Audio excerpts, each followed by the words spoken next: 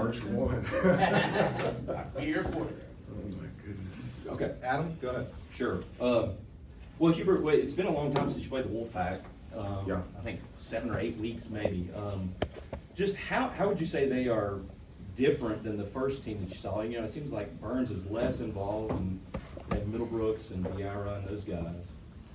Well, I wouldn't say DJ Burns is less involved. I mean, he's just so dominant on the offensive end. His ability to score and to pass just causes tremendous problems for any defense. I think probably the biggest difference in NC State now than when we played them earlier in the conference season is they're playing bigger now. They've got a big lineup. And so for them now, you know, they're athletic, they're long, they're big. It allows them to be really, I think, even better defensively, rebounding the basketball, attacking the basket. And so that's probably the biggest difference. But in terms of them, you know, from a defensive standpoint, they throw a number of different defenses at you to try to create steals or to speed you up. And, you know, for us offensively, we can't allow whatever defense they play, however they play it, to decide and dictate how we play and how efficient we are on the offensive end. You said a couple weeks ago that you don't have a player on this roster that's been in this situation before this time of the year. How different is this time of the year for you in your third year as a head coach? I don't think it's any different. This is my third year as head coach at March 1st, so I don't think it's any different at all. It's just a regular season of the ACC, and we got an opportunity to play a game at home on Saturday afternoon. State creates a lot of stuff off the dribble. Several guys that create their own shots off the dribble. How much do you get a feel early for how much you're going to switch in a game like this or not switch? Or do you scrap the plan maybe going in, or do you stick with it because they can have a lot of success creating with the dribble? No, I mean, you have a plan, and then you also have adjustments and tweaks and alters and changes depending on what guys do out there on the floor. But you're right, they've got a number of guys that can make plays off the bounce. They have, you know, playmakers, whether it's in the post with Burns or, you know, out on the perimeter with Horn. And so they have a number of guys that can make plays. And so for us defensively, it's going to put us in situations where we have to win our individual one-on-one matchup, be able to contain, keep them out of the paint. Because once you get into rotations, that's when they're really good in terms of attacking closeouts, hitting threes, getting to the free throw line, and that's not something that we want to do defensively. Their backs are kind of against the wall right now as far as their tournament resume. How do you kind of get your team ready to face a team that might be playing pretty desperate and extra? We're desperate too. Yeah. We're desperate too. We're a desperate team too. There's a sense of urgency for us to win this game. There's a sense of urgency for us to win at home. There's a hunger and thirst with us in terms of our preparation, our practice, and our play. And that's something that I communicate and talk to the guys all the time, that hunger and thirst should always be there until the last day that you stop playing basketball. So both teams will be ready to play. How do you get that when things are going good for you guys, though? 'Cause obviously Turning down and turning off the noise. It really does. You know, as I said before, you know, I've said that, you know, it comes in two different directions, and the hardest one to deal with, which is a surprise to most, is handling the noise of praise and prosperity, and understanding and realizing what has allowed you individually and as a team to be successful is all the little details, all the hard work, all the little things that make big things happen. And those are the things that we talk about daily, and I hold them accountable of, and in hopes that that hunger and thirst never goes away. You said Monday night that the film session Wednesday would be interesting, and among the things you said you guys would talk about the entry passes. How was the film session? What were some of the things I you thought really the have film to? session was great. In addition to that, what are some of the things you really have to nail down now? March is here, that you just have to improve 10%, 15% in order to be the team you need to be and can be moving forward? Well, it was reinforcement again about just, you know, the details, the little things that do make big things happen, and also just things that we have, you know, we've talked about, that it's been taught, and that they're talented enough to do, and that we have to do that on a consistent basis. And so, as I said before, it's very fortunate that we were able to have a learning experience after a win. And those are things that, for us to have success as a team, especially down the stretch, those are things that you can't do. And you talked about entry passes, press offense execution, making free throws, boxing out. But we also show good things too. And we gave examples of the little things of Jay Witt knocking down those 2 free throws, Jay Witt and Harrison getting offensive rebounds off of free throws, and those little things, those execution that allowed us to be successful. So it was a film session of things that we need to improve on, but it's also to reinforce some good things that we were doing as well. Coach, are those film sessions coach-led or player-led, or is it kind of more of a conversation? It's amongst never everyone? player-led, it's always coach-led. It's always coach-led, and the film session is, I'm a visual learner, and I think it's good for the guys to see, to be reinforced what has been said to them, so they can see it on the film, in order for them to learn. And I think it's a great tool to be able to move forward. I've always said a mistake is good when you recognize it, admit it, learn from it, and grow from it. And so if you can see it out there on the film, that's something that could give you, moving forward, not to be able to do it again and even do it even better. When you did go back and watch the film, Hubert, just you personally, what about RJ's night the other night maybe stood out to you that you might not have noticed in the heat of the game when you're trying to claw out a win? Like, there was so much. There was a lot. One of the things that for RJ's, 42,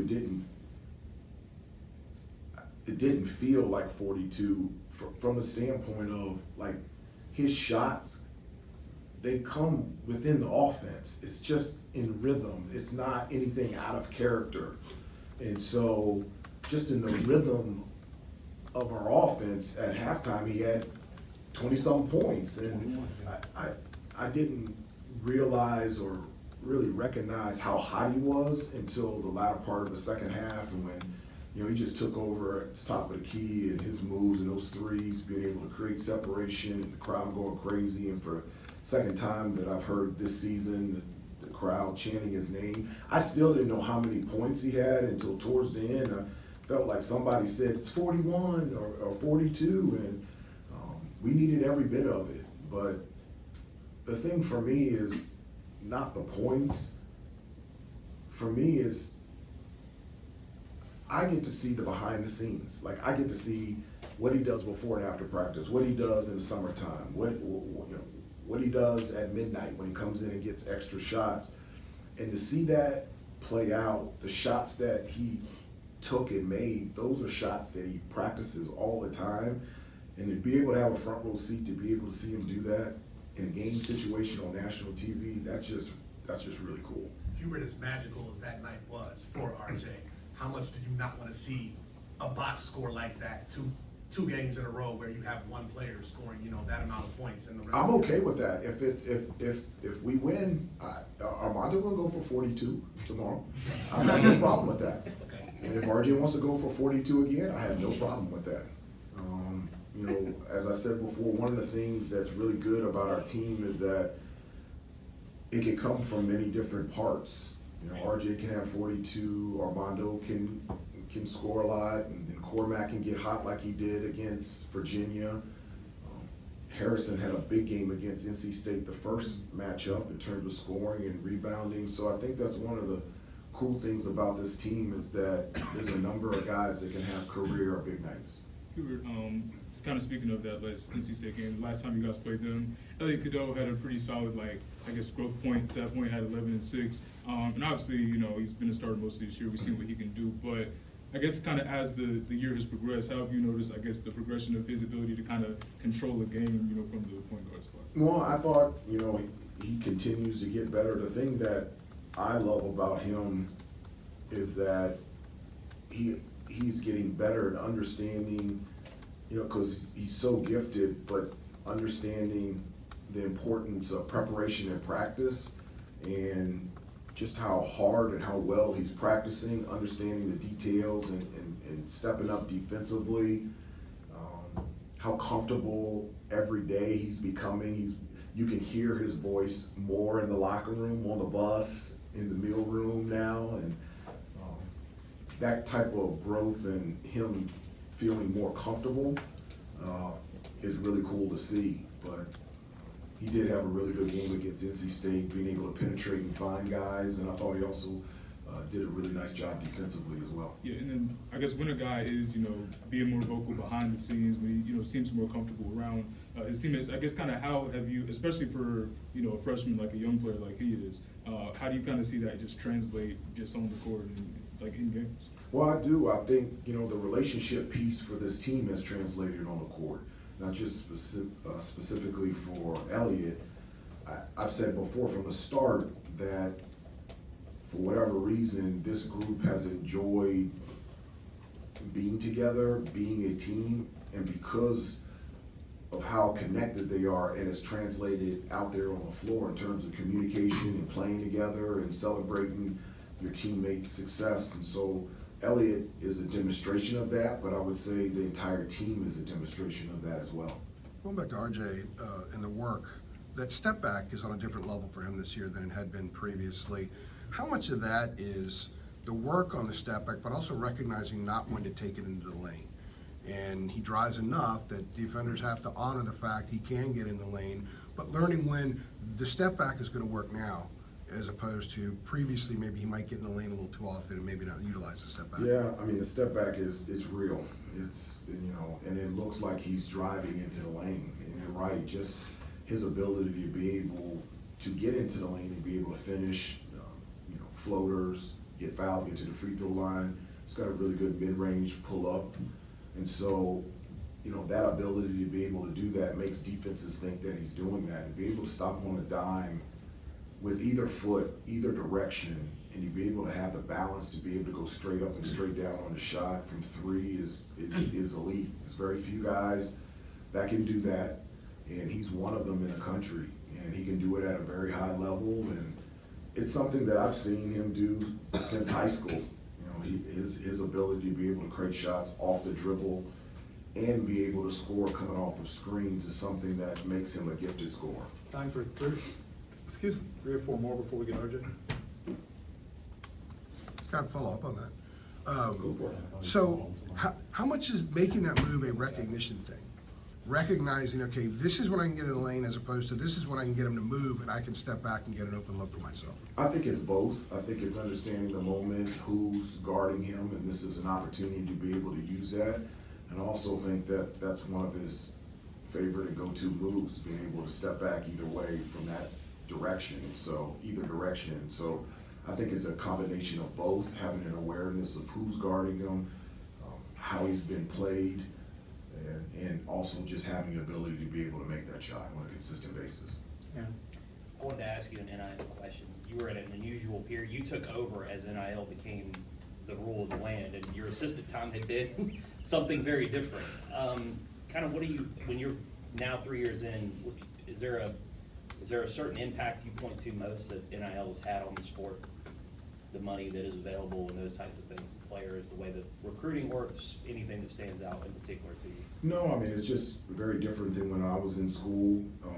I've always been in favor of name, image, and likeness. I've always felt like our guys should be compensated for their name, image, and likeness, in large part because it's being used in a number of different places and platforms. It's very different than when I was in school. These guys, their names and jerseys and T-shirts are all over the place, and they're being used in a number of different ways, and I think they should benefit from it. And I think that's a good thing. One of the things that I think isn't talked about is, them being able to benefit from name, image, and likeness is to help them and to help their families. I mean, that's, it helps their families be able to come to their games. It helps their families be able to be compensated in terms of how many jobs that they have to take. It helps their brothers and sisters be able to go to schools and camps that they normally couldn't go to. And so from that standpoint, I think it's a really good thing. Just one follow-up. Rick Pitino has talked about the idea of a salary cap. We've seen people saying that things may need to be reined in. You know, there's been a lot of change going on in the sport. Can you envision, I mean, what do you think things are gonna be like 5 years, 6 years, you know, as the sport does all these changes? And can you even imagine what that world is gonna be like in the future? I can't imagine, and I don't spend any time trying to imagine. I never thought in the 3 years that I was head coach that it would be the birth of NIL, the birth of the transfer portal, the extra COVID year, the involvement of agents more so than parents on the backside of a pandemic. So I don't know what's gonna happen in 5 years, and as I said before, one of the things that I always try to do is focus on what is real, and what is real is us playing NC State tomorrow at 4 p.m. 2 more, Adam, and 1 more. Hubert, what is real is that. Very good pivot. I love that, I love that. Maybe 1 more. Get that right, AC. You guys have got 3 games left in regular season. Yes, that is real. That is real. And the way the math works out, you can finish no worse than second in the league. Okay. But I wanted to ask you about just the visual of seeing UNC's name on that top line of the ACC standings. You guys have been up there pretty much all season. Like, what sort of pride does that give you? And do you feel like in some ways that this season has helped sort of restore the order? I don't know if that's the right way of phrasing it, but you see what I'm saying? Like, bring some of what you had been missing back maybe as a program. It's nice to have success, and it's nice to be in first place, but as I don't think about that. I don't communicate that to the players. It's not something that we talk about. It's not something that we think about. I've always been a preparation and process guy. I got that from Coach Smith. When I was here at school, he took out the stats in the Daily Tar Heel. Didn't know what we were averaging, how many minutes were played. He always told us, if you focus on your preparation and your practice, at the end of the day, your play will take care of itself, individually and as a team. And so that's the way that I've always approached things. That's the way that I coach. That's what I think about. And so in terms of restoring order or being in first place, that's not things that I think about. That's not things that I communicate to the team as well. I just want this team to reach its full potential and be the best that it can be. Wherever that ends up, it ends up.